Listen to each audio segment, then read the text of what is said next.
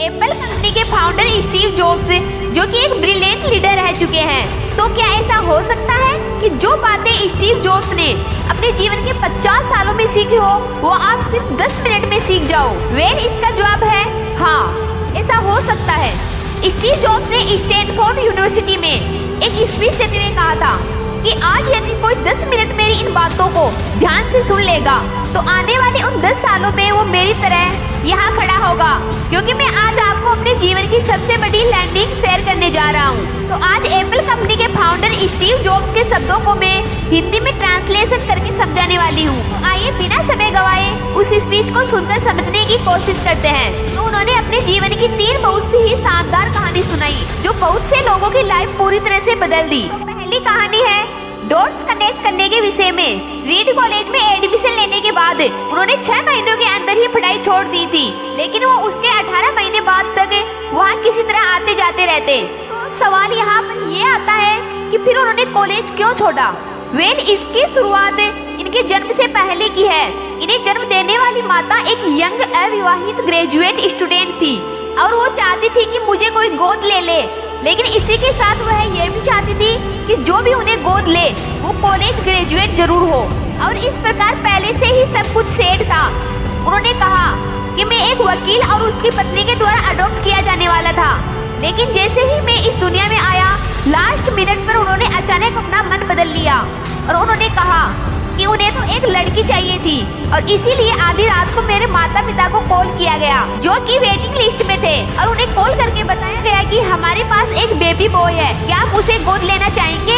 और उन्होंने तुरंत हाँ कर दी। लेकिन बाद में मेरी जन्म देने वाली माता को पता चला कि जिन्होंने मुझे गोद लिया है वो कॉलेज ग्रेजुएट नहीं है और पिता हाई स्कूल पास में नहीं है और इसीलिए उन्होंने अंतिम एडॉप्शन पेपर पर साइन करने से मना कर दिया। लेकिन फिर कुछ ही महीनों बाद मेरे होने वाले माता पिता ने मेरी माँ को वचन दिया कि हम इसे कॉलेज जरूर भेजेंगे और इस वजह से उसकी माता मान गई और फिर मुझे अडॉप्ट कर दिया और कुछ इस प्रकार से मेरी जिंदगी की शुरुआत हुई। और 17 वर्ष के बाद मैं कॉलेज गया, लेकिन गलती से मैंने स्टैनफोर्ड ही एक महंगा कॉलेज चुन लिया। मेरे वर्किंग माता पिता की सारी पूंजी मेरी पढ़ाई में खर्च होने लगी। 6 महीने बाद मुझे इस पढ़ाई का कोई महत्व नहीं दिखाई दे रहा था। मुझे कोई भी आइडिया नहीं था कि मैं अपनी जिंदगी में क्या करना चाहता हूँ और क्या कर रहा हूँ। यहाँ पर बस मैं अपने माता पिता के जीवन भर की पूंजी को पढ़ाई में व्यर्थ कर रहा था और इसलिए मैंने कॉलेज ड्रॉप आउट करने का डिसीजन लिया और यही सोचा कि जो होगा अच्छा होगा। उस समय मुझे यह चीज बहुत डरावनी लगती, लेकिन जब बीते समय को आज मैं देखता हूँ तो मुझे लगता है यह मेरी जिंदगी का सबसे बेस्ट डिसीजन था, क्योंकि जैसे ही मैंने कॉलेज ड्रॉप आउट किया था तो मैंने उन क्लासेज को करना छोड़ दिया था जिसमें मेरा इंटरेस्ट नहीं था और मैं केवल उन्हीं क्लासेज को करता जिसमें मेरा इंटरेस्ट था। और ये सब करना कोई इतना आसान भी नहीं था, क्योंकि मेरे पास रहने के लिए कोई कमरा नहीं था, इसलिए दोस्तों के कमरों में जमीन पर सोता था। मैं कोक की बोतल लौटाकर मिलने वाले पैसों से खाना खाता था। मैं हर संडे 7 मील पैदल चलकर हरे कृष्णा मंदिर जाता था, जिससे कि हफ्ते में कम से कम एक बार मैं पेट भरकर खाना खा सकूं और ये मुझे बहुत ही अच्छा लगता था। उन्होंने बताया कि क्यों कॉलेज ड्रॉप आउट करना मेरी जिंदगी का सबसे बेस्ट डिसीजन था। उस समय रीड कॉलेज देश की सबसे अच्छी जगह थी जहाँ कैलीग्राफी सिखाई जाती थी। पूरे कॉलेज परिसर में हर एक पोस्टर पर एक लेबल पर बहुत ही खूबसूरती से हाथों से कैलीग्राफ किया जाता था। और क्योंकि मैं कॉलेज छोड़ चुका था इसलिए मुझे सामान्य क्लासेज लेने की कोई आवश्यकता नहीं थी। तो मैंने निर्णय लिया कि मैं कैलीग्राफी की क्लासेज करूंगा और इसे अच्छी तरह से सीखूंगा। तो मैंने सेरिफ और सेंस सेरिफ टाइप पैसेज के बारे में सीखा, अलग अलग अक्षरों के बीच में स्पेस वेरी करना सीखा और किसी अच्छी टाइपोग्राफी को क्या अच्छा बनाती है यह भी सीखा। यह सब कुछ बहुत खूबसूरत था, ऐतिहासिक था और इतना आर्टिस्टिक था कि इसे साइंस के द्वारा कैप्चर नहीं किया जा सकता था और यह सभी मुझे बहुत ही आकर्षक लगता था। उस समय मेरा ऐसा कोई भी विचार नहीं था कि मैं इन चीजों का प्रयोग कभी अपने जीवन में करूंगा। लेकिन जब 10 साल बाद हम अपना पहला मैकिंटोश कंप्यूटर बना रहे थे तब मैंने इसे मैक में डिजाइन कर दिया और यह बहुत ही खूबसूरत टाइपोग्राफी वाला विश्व का पहला कंप्यूटर बन गया। अगर मैंने कॉलेज में केवल एक कैलीग्राफी में ही प्रवेश नहीं लिया होता तो मैक में कभी भी मल्टीपल टाइप पैसेज या प्रोपोर्शनली स्पेस्ड फॉन्ट्स नहीं होते। और क्योंकि विंडोज ने मैक की कॉपी की है तो दुनिया के किसी भी पर्सनल कंप्यूटर में यह सब नहीं होता। ऐसे ही जब मैं कॉलेज में था तो भविष्य डॉट्स को कनेक्ट करना असंभव था। लेकिन जब 10 साल बाद बीते हुए समय में देखता हूँ तो मुझे सब कुछ क्लियर नजर आता है। आप केवल पीछे देखकर ही डॉट्स को कनेक्ट कर सकते हो, इसलिए आपको विश्वास करना होगा कि अभी जो भी हो रहा है वह आगे चलकर किसी न किसी तरह आपके फ्यूचर से कनेक्ट हो जाएगा। अभी आप जो कर रहे हो एकदम सही कर रहे हो, बस आपको निरंतर उस काम को करते रहना है। वो काम एक दिन आपको जरूर सफलता दिखाएगा। तो उनकी पहली कहानी से सीख मिलती है कि जो हो रहा है सब अच्छे के लिए हो रहा है, और जो भी आप सभी कर रहे हो वो आगे चलकर आपके किसी न किसी काम जरूर आएगा। मेरी दूसरी कहानी लव और लॉस के विषय में है। मैं बहुत ही सौभाग्यशाली था कि जिससे मैं प्यार करता था वह मुझे जल्द ही मिल गई।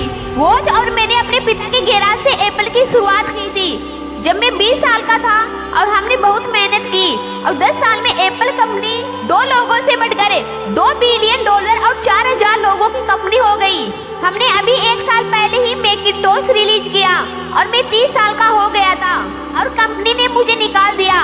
आप सभी लोग सोच रहे होंगे कि अपनी ही बनाई हुई कंपनी से मुझे कैसे निकाल दिया। जैसे जैसे एप्पल ग्रो करने लगी, हमने एक बुद्धिमान आदमी को हायर किया जिसे मैंने सोचा कि वो मेरे साथ मिलकर कंपनी आगे बढ़ाएगा।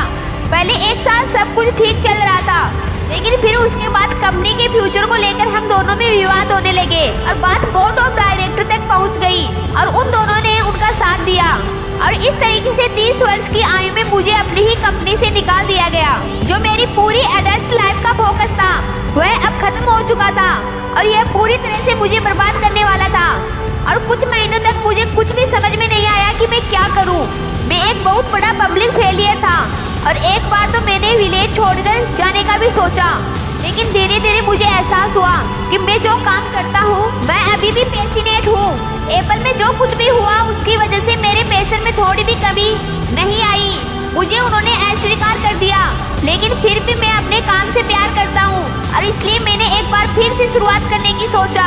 मैं उस वक्त यह नहीं देख पाया था कि लेकिन अब मुझे लगता है कि एप्पल से निकाले जाने से अच्छा मेरे साथ कुछ और हो ही नहीं सकता था। सफल होने का बोझ अब बिगनर होने के हल्केपन में बदल चुका था। मैं एक बार फिर से स्वयं को बहुत हल्का महसूस कर रहा था और इसी आजादी की वजह से मैं अपने जीवन में सबसे क्रिएटिव पीरियड में चला गया। अगले 5 सालों में मैंने एक कंपनी नेक्स्ट और दूसरी कंपनी पिक्सर शुरू कर दी और इसी दौरान मैं एक बहुत ही अद्भुत महिला से मिला जो कि आगे चलकर मेरी पत्नी बनी। पिक्सर ने विश्व की पहली computer animated movie toy story बनाई और आज के समय यह दुनिया का सबसे सफल एनिमेशन स्टूडियो है। और एप्पल ने एक अप्रत्याशित कदम उठाते हुए नेक्स्ट को खरीद लिया और मैं फिर से एप्पल में चला गया। आज एप्पल नेक्स्ट द्वारा विकसित की गई टेक्नोलॉजी का उपयोग करती है। तो ये मैं पूरे विश्वास के साथ कह सकता हूँ कि यदि मुझे एप्पल से नहीं निकाला जाता तो ये सब कुछ मेरे साथ नहीं होता। कभी कभी जिंदगी आपको इस तरह की ठोकर मारती है कि उससे घाव कम और खुशियाँ ज्यादा मिलती है। तो ऐसे समय में आप विश्वास मत खोइए और अपने काम से प्यार करें। यदि आप कुछ बड़ा करना चाहते हो तो वो करो जो आपको पसंद है। मेरी तीसरी कहानी मृत्यु के बारे में है। जब मैं 17 साल का था तब मैंने एक क्वेट पढ़ा था, यदि आप हर दिन ऐसे जिएंगे जिससे आपका वो आखिरी दिन है तो आप किसी न किसी दिन सही साबित हो जाएंगे। और इस क्वेट ने मेरे दिमाग पर एक बहुत ही बड़ी छाप छोड़ दी और तब से पिछले 33 सालों में मैं हर सुबह उठकर शीशे में देखता हूँ और खुद से एक सवाल करता हूँ कि यदि आज का दिन मेरी जिंदगी का आखिरी दिन होता तो क्या मैं आज वो करता जो मैं करने वाला हूँ। और यदि इसका आंसर ना होता है तो मैं समझ जाता हूँ कि कुछ न कुछ बदलने की जरूरत है।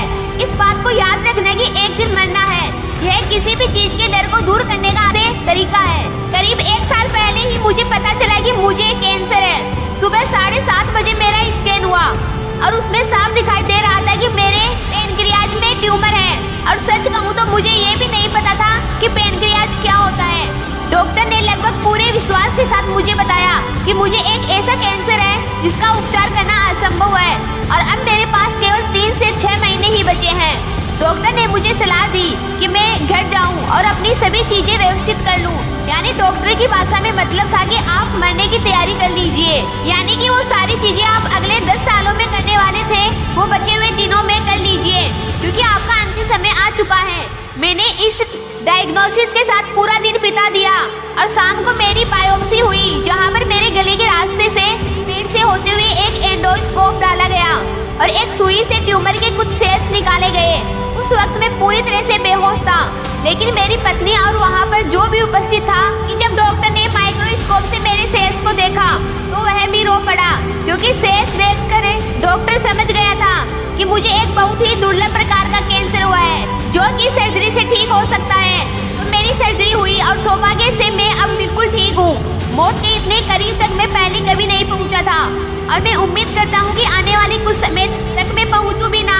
और यह सब देखने के बाद मैं पूरे विश्वास के साथ मैं यह कह सकता हूँ कि मृत्यु एक उपयोगी लेकिन विशुद्ध रूप से बौद्धिक संकल्पना है। कोई भी मरना नहीं चाहता, यहाँ तक कि वो लोग जो स्वर्ग जाना चाहते हैं वो भी वहाँ जाने के लिए मरना नहीं चाहते। मृत्यु ही वह स्थान है जहाँ पर हम सभी लोग जाते हैं। आज तक कोई भी इससे बचा नहीं है और ऐसा माना जाता है कि ऐसा होना ही चाहिए, क्योंकि इस जीवन का एकमात्र सबसे बड़ा आविष्कार है वो है मृत्यु। यह जिंदगी को बदलती है, पुराने को समाप्त कर नए का रास्ता खोलती है। और इस समय पर आप सभी लोग नए हैं और कुछ ही दिनों में आप सभी पुराने हो जाओगे और रास्ते से साफ हो जाओगे। इतना ज्यादा नाटकीय होने के लिए मैं आप सभी से माफी चाहता हूँ, लेकिन यही सत्य है, आपका समय बिल्कुल सीमित है, इसलिए इसे किसी और की जिंदगी जीकर व्यर्थ मत कीजिए। बेकार की सोच में मत फंसिए, अपने जीवन को दूसरों के हिसाब से मत चलाइए, औरों के विचारों के शोर में अपने अंदर की आवाज को मत दबाइए। और सबसे महत्वपूर्ण यह है कि अपने दिल और सहज बुद्धि की बात सुनने का साहस रखें, क्योंकि वो पहले से ही जानते हैं कि तुम वास्तव में क्या बनना चाहते हो। तो पहले अपने दिल की आवाज सुनो। और अंत में आप सभी से यही कहना चाहूँगा, स्टे हंग्री स्टे फॉलिश। मैंने हमेशा अपने लिए यही मांगा है और अब जब आप सभी लोग यहाँ से ग्रेजुएट हो रहे हैं तो मैं आप सभी के लिए भी यही विश करता हूँ, स्टे हंग्री स्टे फॉलिश, यानी कि भूखे रहिए और मूर्ख रहिए। भूखे यानी कि कुछ करने की भूख आपके अंदर होनी चाहिए, और मूर्ख रहो क्योंकि मूर्ख रहकर ही आप कुछ सीख पाओगे। अगर आपको ये लगता है कि आप सब कुछ पहले से जानते हैं तो आप कुछ भी नहीं सीख पाएंगे। तो भूखे रहिए और मूर्ख रहिए, स्टे हंग्री स्टे फॉलिश। आप सभी का बहुत बहुत धन्यवाद कहते हुए स्टीव जॉब्स ने अपनी वाणी को विराम दिया। और दोस्तों, मैं ये उम्मीद करती हूँ कि इस वीडियो से आपने बहुत कुछ सीखा होगा। तो ऐसे ही इंस्पायरिंग मोटिवेशनल वीडियो देखने के लिए अपने चैनल MK स्टार को सब्सक्राइब कीजिए।